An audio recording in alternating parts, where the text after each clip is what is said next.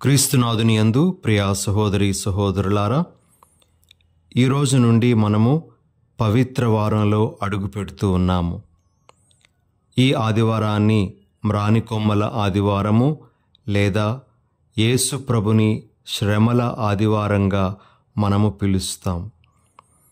ఈరోజు మనము ధ్యానించటానికి మన ముందు ఉంచబడుతున్న క్రీస్తు పాటుల చరిత్ర మార్కు సువార్త నుండి గ్రహింపబడినటువంటిది. 14వ అధ్యాయము 1వ వచనం నుండి 15వ అధ్యాయము 47వ వచనం వరకు మనము క్రీస్తు ప్రభు యొక్క పాటులను చదివి ధ్యానిస్తాం.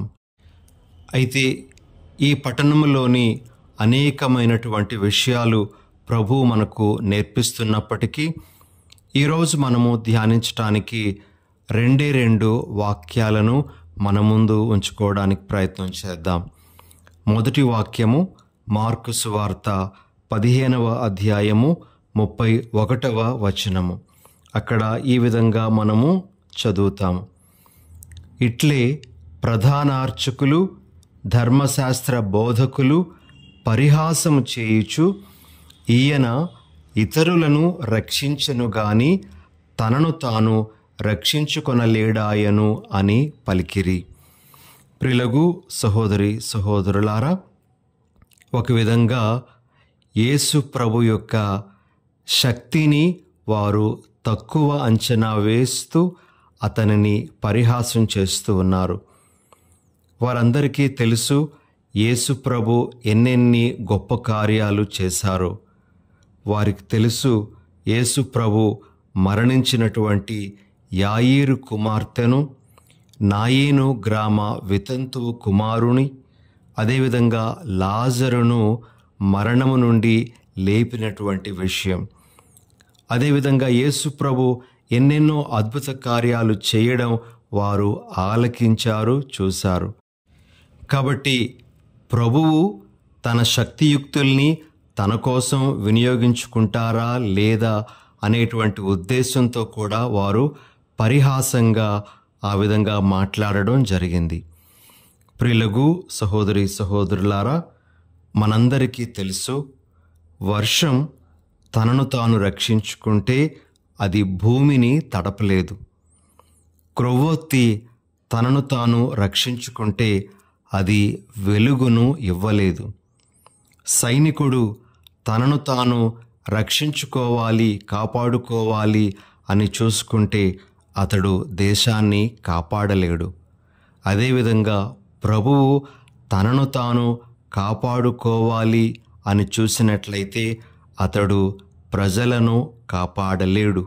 కాబట్టి ప్రభు యొక్క ఉద్దేశం ఏమిటి అంటే తనను తాను అప్పటికి తాత్కాలికంగా కాపాడుకోవడం కాదు కావలసింది, తన ప్రజలందరినీ, తన బిడ్డలందరినీ కూడా తన మరణము ద్వారా రక్షించడమే ఆయనకు ప్రధానం.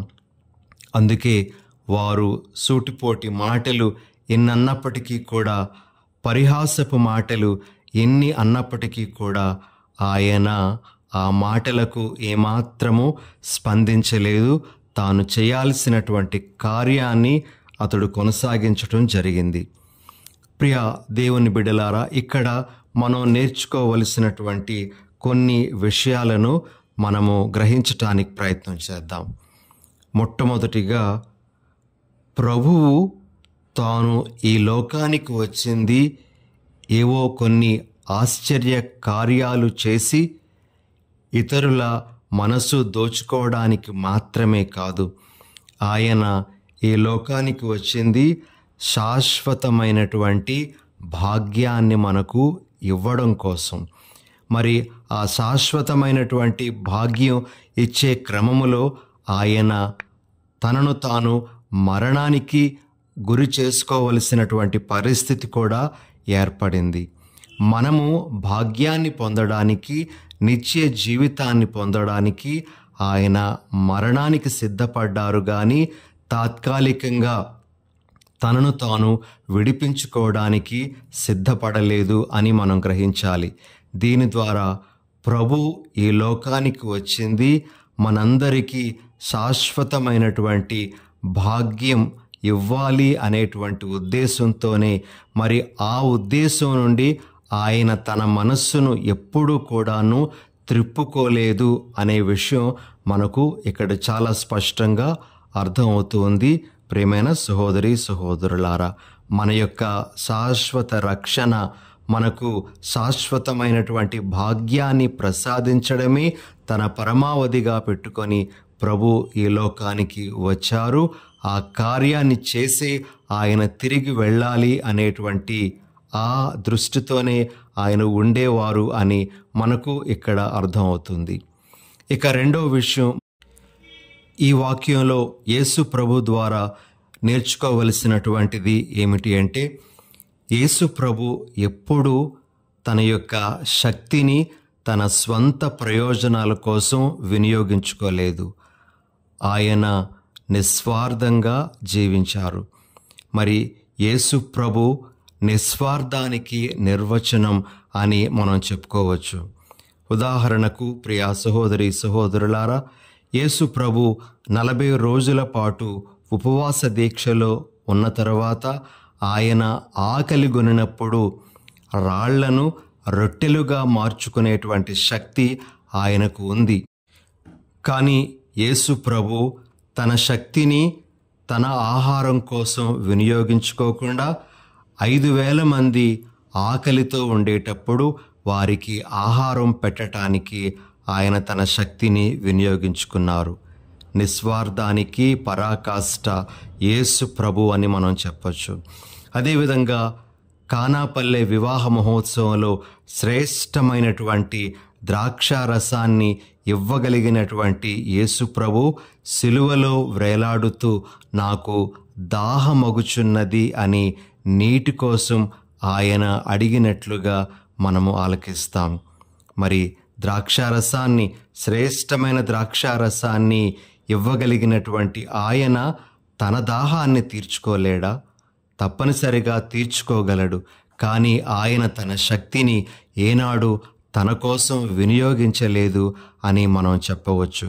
కాబట్టి ప్రియ సహోదరి సహోదరులారా, ఇక్కడ యేసు ప్రభు యొక్క నిస్వార్థ జీవితం అనేటువంటిది మనకు అర్థమవుతూ ఉంది. అందుకే పునీత పౌలు గారు ఫిలిప్పీలకు వ్రాసినటువంటి లేఖ 2వ అధ్యాయము 6 నుండి 11 వరకు ఉన్నటువంటి వచనాలలో యేసు ప్రభు ఏ విధంగా తనను తాను రిక్తుని చేసుకున్నాడో మనకు వివరిస్తూ ఉన్నారు. ఇది మనము నేర్చుకోవలసినటువంటి ఇంకొక విషయం ప్రియమైనటువంటి సహోదరి సహోదరులారా. ఇక 3వ విషయం, మార్కు సువార్త 15వ అధ్యాయం 31వ వచనం నుండి మనం నేర్చుకోగలిగేటువంటిది ఏమిటి అంటే, యేసు ప్రభు ఈ లోకానికి వచ్చింది తన కొరకు కాదు కానీ మన కొరకు అనే విషయాన్ని రూఢిపరచటానికే ఆయన తనను తాను రక్షించుకోలేదు. ఆయన యొక్క జీవిత లక్ష్యం మనలను రక్షించటమే కానీ తనను తాను వారి యొక్క బంధనాల నుండి విడిపించుకోవడానికి కాదు. తద్వారా ఆయన వారి ముందు తన శక్తిని ప్రదర్శించటానికి కాదు. ఆయన ఏకైక ధ్యేయం మనలను రక్షించటమే. అందువలననే ఆయన ఆ రోజు ఆ పరిసయ్యులు, ధర్మశాస్త్ర బోధకులు ఆ విధంగా ప్రభువుని హేళన చేస్తూ మాట్లాడుతున్నప్పటికీ కూడా ఆయన మన రక్షణను తన దృష్టిలో పెట్టుకున్నారు. నేను ఈ లోకానికి వచ్చింది నా ప్రజలను రక్షించటానికే గాని నన్ను నేను రక్షించుకోవడానికి కాదు అనేటువంటి విషయాన్ని ప్రభు తన మనసులో బలంగా నాటుకొని ఉన్నారు. కాబట్టి వారు పలికేటువంటి ఆ మాటలకు ఏమాత్రమూ స్పందించలేదు. మన రక్షణనే ఆయన ముఖ్యమైనటువంటి ధ్యేయంగా పెట్టుకున్నారు అని మరొక్కసారి మనకు ఈ చిన్న సంఘటన ద్వారా అర్థమవుతుంది. ఇక ప్రియ సహోదరి సహోదరులారా, ఈరోజు మనం ఆలకించినటువంటి సువార్త పఠనంలోని 2వ వచనం మనము ధ్యానించటానికి తీసుకునేటువంటిది ఏమిటి అంటే, మార్కు సువార్త 15వ అధ్యాయము 32వ వచనం.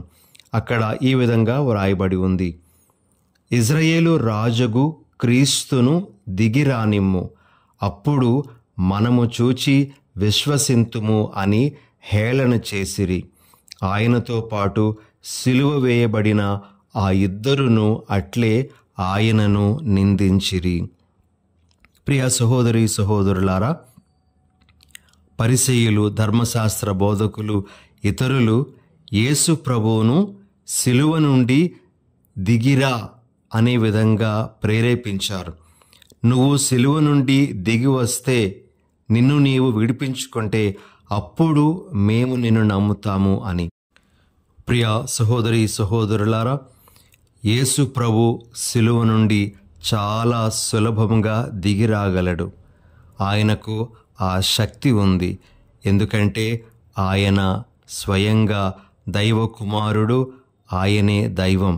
కాబట్టి ఆ 3 మేకులను విడిపించుకొని ఆయన క్రిందికి సునాయాసంగా దిగి రాగలడు. కానీ ఆయన సిలువలోనే ఎందుకు ఉండిపోయాడో మనం అర్థం చేసుకోవాలి. చాలామంది అర్థం చేసుకోలేనటువంటి వారు చాలా విమర్శనాత్మకంగా ప్రభు గురించి మాట్లాడడం అనేటువంటిది చాలా బాధను కలిగించేటువంటి విషయం.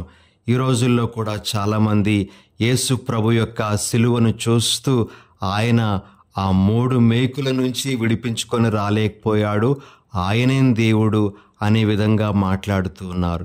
అయితే ఆయన ఆ 3 మేకులను విడిపించుకొని క్రిందికి దిగి రాకుండా ఉండడానికి ఉన్న బలమైనటువంటి కారణం ఏమిటి అంటే, ఆయన నిన్ను నన్ను ప్రేమిస్తున్నాడు కాబట్టి ఆయన ఆ 3 మేకులను విడిపించుకొని క్రిందికి రాలేదు. ఆయన మనలను ప్రేమిస్తున్నాడు కాబట్టి ఆయన సిలువలో వ్రేలాడారు. ఆయనకు మన మీద ప్రేమ లేకపోతే ఆయన ఈ లోకానికే వచ్చేవాడు కాదు, ఆయన సిలువను ఎక్కేవాడు కాదు, సిలువలో ఆయన 3 మేకులతో అంటగొట్టబడేవాడు కూడా కాదు. అయితే ప్రియ సహోదరి సహోదరులారా, మనం గ్రహించాల్సింది ఏమిటి అంటే, ఆయన మన మీద ఉండేటువంటి మిక్కుటమైనటువంటి ప్రేమ వలననే ఆ సిలువ నుండి క్రిందికి దిగి రాలేదు అని మనము గ్రహించాలి. అందుకే పునీత పౌలు గారు గలతీయులకు వ్రాసినటువంటి లేఖ 2వ అధ్యాయము 20వ వచనంలో ఈ విధంగా అంటారు, కనుక ఇక జీవించున్నది నేను కాదు, క్రీస్తే నాయందు జీవించుచున్నాడు. నన్ను ప్రేమించి నా కొరకై ప్రాణత్యాగము చేసిన దేవుని పుత్రుని యందలి విశ్వాసము చేతనే ఇప్పుడు నేను శరీరమందలి ఈ జీవితమును గడుపుచున్నాను. పౌలు గారు యేసు ప్రభు యొక్క ప్రేమ ఎంత గొప్పదైనటువంటిదో అర్థం చేసుకున్నారు కాబట్టి ఈ మాటలను ఆయన పలకగలిగారు. యేసు ప్రభు యొక్క ప్రేమను అర్థం చేసుకోలేనటువంటి వారు తమకు ఇష్టం వచ్చినట్లుగా మాట్లాడతారు. కానీ ప్రభు యొక్క ప్రేమను అర్థం చేసుకున్నటువంటి వాళ్ళు మాత్రం ఆయనకు దాసోహమైపోతారు. ఇది మనం గ్రహించాల్సినటువంటిది. ఈ సందర్భంలో యేసు ప్రభు యొక్క ప్రేమ ఎలాంటిదో ఒక్కసారి వాక్యపరంగా మనము చూడడానికి ప్రయత్నం చేద్దాం. ప్రియ సహోదరి సహోదరులారా, యేసు ప్రభు యొక్క ప్రేమ అసామాన్యము. పౌలు గారు రోమీయులకు వ్రాసినటువంటి లేఖ 5వ అధ్యాయము 8వ వచనంలో మనము ఈ విధంగా చదువుతాం, మనము పాపాత్ములమై ఉన్నప్పుడే క్రీస్తు మన కొరకై మరణించెను కదా, ఇట్లు దేవుడు మనపై తనకు ఉన్న ప్రేమను చూపుచున్నాడు. ప్రియులగు సహోదరి సహోదరులారా, యేసు ప్రభు సిలువలో ఆ విధంగా వ్రేలాడడం అనేటువంటిది అతని యొక్క అసామాన్యమైనటువంటి ప్రేమను మనకు ప్రదర్శించేటువంటిది. ఎందుకంటే ఆయన చేస్తున్నటువంటి ఆ త్యాగము మంచివారి కోసం కాదు కానీ పాపాత్ములమైనటువంటి మనందరి కోసం. ఎవరైనా మంచివారి కోసం ఏదైనా చెయ్యాలి అని అనుకుంటారు, కానీ పాపాత్ముల కోసం, దుర్మార్గుల కోసం ఏ త్యాగము ఏది చెయ్యాలి అని అనుకోరు. కానీ యేసు ప్రభు మనము పాపాత్ములంగా ఉన్నప్పుడే మన కొరకు ఆయన సిలువనెక్కడం అనేటువంటిది జరిగింది. ఈ సందర్భంలో ఒక చిన్న సంఘటనను మనము జ్ఞాపకం చేసుకుందాం. పీటర్ మిల్లర్ అనేటువంటి ఒక ప్రఖ్యాత బోధకుడు ఉంటూ ఉండేవాడు. ఈయన అమెరికా దేశానికి చెందినటువంటి వాడు.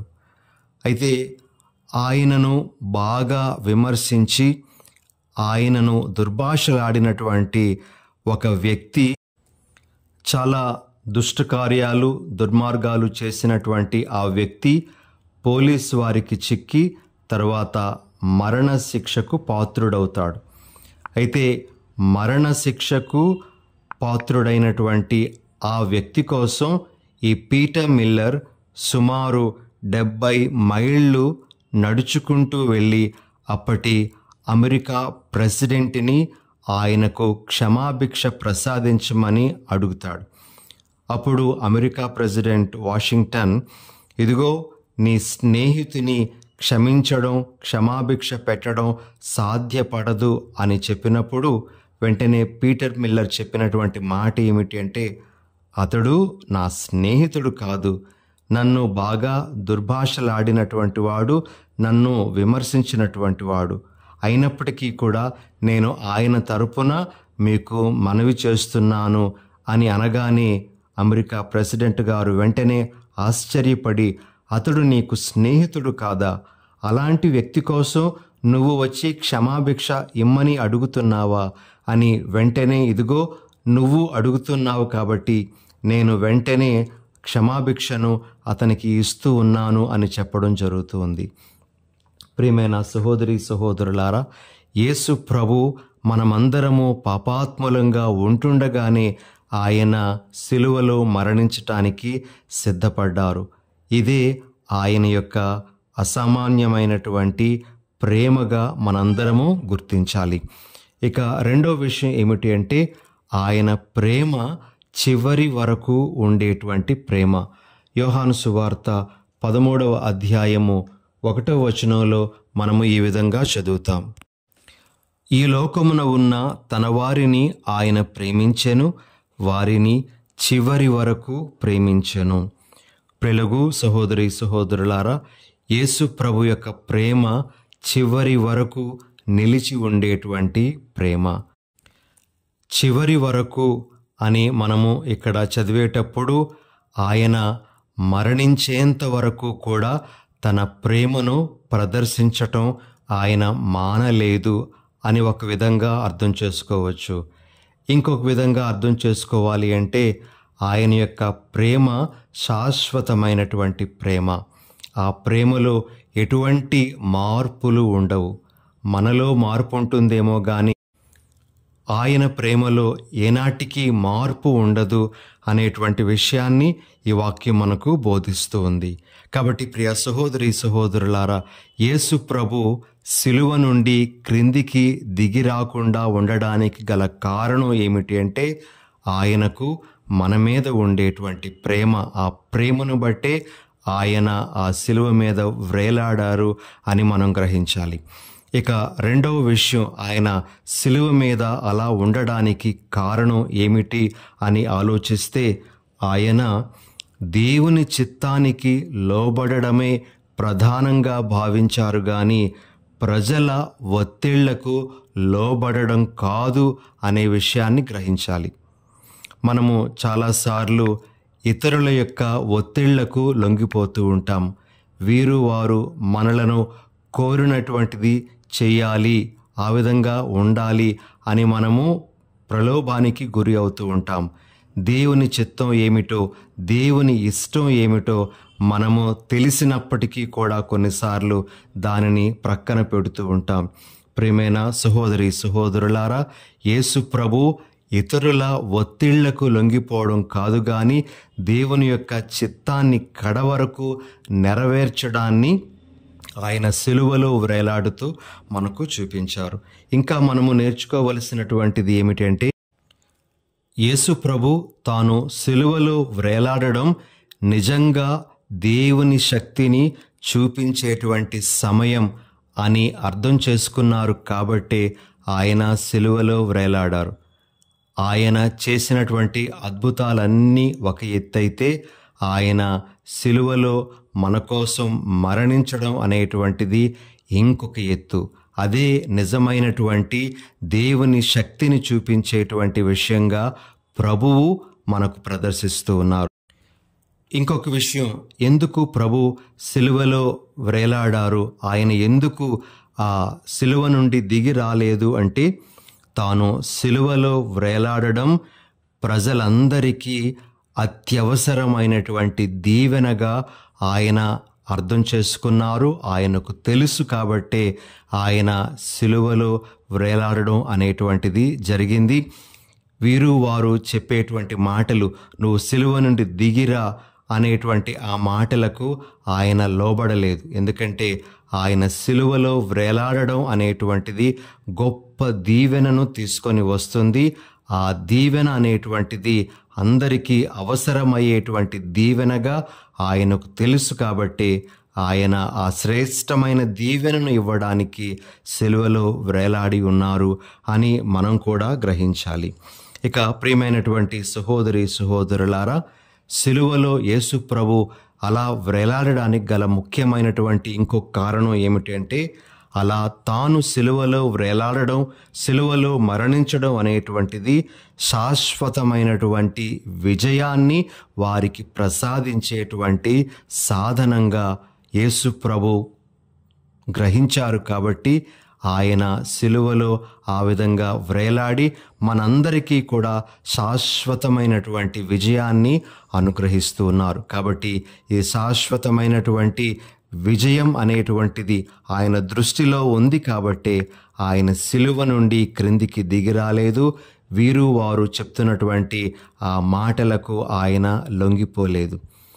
ఈరోజు ప్రియ సహోదరి సహోదరులారా, ఈ మాటలను మనము ధ్యానిస్తూ ప్రభు మన కోసం ఎంత చేశారో మనము కొంతలో కొంతైనా సరే గ్రహించడానికి ప్రయత్నం చేద్దాం.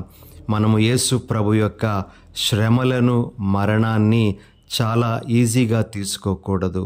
ఆ ప్రభు యొక్క శ్రమలు, మరణం వెనకాతల ఆయన యొక్క ప్రేమ ఎంతగా ఉందో, అదేవిధంగా దేవుని ప్రణాళిక ఏర్పాటు ఎంతగా ఉందో గ్రహించటానికి మనం ప్రయత్నం చేద్దాం.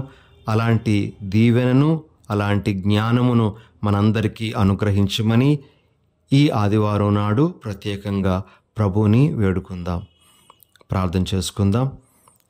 దయగల ప్రభువా, ప్రేమగల మా తండ్రి, ఈరోజు పవిత్ర వారంలో అడుగుపెట్టినటువంటి మేము ఈ శ్రమల ఆదివారం నాడు మీ యొక్క శ్రమలను ధ్యానిస్తూ మిమ్ములను మీరు ఎందుకు రక్షించుకోలేదో, మీరు ఎందుకు సిలువలో వ్రేలాడి ఉన్నారో కొద్దిగానైనా సరే అర్థం చేసుకోవడానికి ప్రయత్నం చేశాం దేవా. మరి ఈ యొక్క విషయాన్ని ఇంకా పూర్తిగా మేము అర్థం చేసుకునేటువంటి జ్ఞానమును మాకు ఇవ్వండి. మీ ప్రేమను, మీరు మా ఎడల కలిగి ఉన్నటువంటి ఆ ప్రణాళికను అర్థం చేసుకునేటువంటి వరాన్ని మాకు అనుగ్రహించమని మీ పరిశుద్ధ నామమున వేడుకొనుచున్నాము. ఆమెన్.